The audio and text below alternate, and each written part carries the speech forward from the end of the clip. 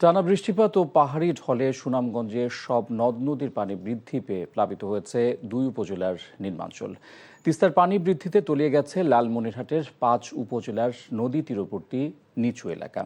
সিরাজগঞ্জে বিলীন হয়েছে যমুনা তীরের 30 মিটার বাঁধ। এদিকে বৈরী আবহাওয়ায় সিলেটের জনপ্রিয় পর্যটন কেন্দ্র সাদা পাথরে পর্যটকদের না যাওয়ার অনুরোধ জানিয়েছে প্রশাসন। বিস্তারিত শওকত করিমের ডেস্ক রিপোর্টে। কয়েকদিনের ভারী বর্ষণ এবং উজান থেকে নেমে আসা পাহাড়ি ঢলে বিপদসীমা ছুঁই ছুঁই সুনামগঞ্জের সব নদ নদীর পানি। দোয়ারাবাজার উপজেলায় খাসিমারা নদীর পানি বেড়ে ঢুকে পড়েছে লোকালয়ে। জাদুকাটা নদীর পানি উপচে ডুবে গেছে তাহিরপুরের আনোয়ারপুর সড়ক। স্বল্পমেয়াদী বন্যার আশঙ্কায় নদী পাড়ের মানুষ।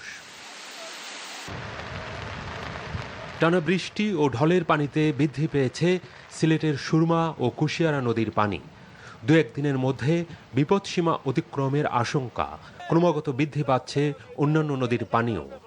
এ অবস্থায় সাময়িক সাদা পাথর পর্যটন কেন্দ্র ভ্রমণে নিরুৎসাহিত করা হচ্ছে প্রশাসনের তরফ থেকে।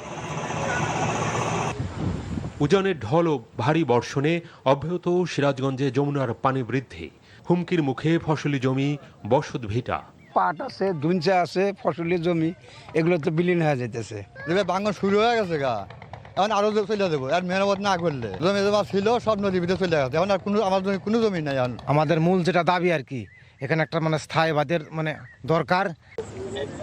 ইতিমধ্যে বিলীন হয়েছে সদর উপজেলার রতনকান্দি ইউনিয়নের নদীর ডান তীর রক্ষা বাঁধের 30 মিটার।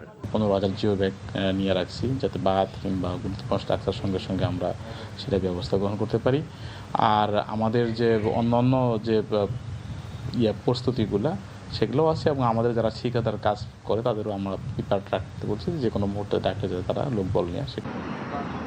এদিকে টানা বৃষ্টি ও নদ নদীর পানি বেড়ে লালমনিরহাটে 5 উপজেলায় ডুবে গেছে নিম্নাঞ্চলের বিভিন্ন এলাকা, ফসলের ক্ষেত। পানি বৃদ্ধি অব্যাহত থাকার কথা জানিয়ে আগামী কয়েকদিনে স্বস্তির খবর নেই বন্যা পূর্বাভাস ও সতর্কীকরণ কেন্দ্রের কাছেও। শওকত করিম, NTV নিউজ ডেস্ক।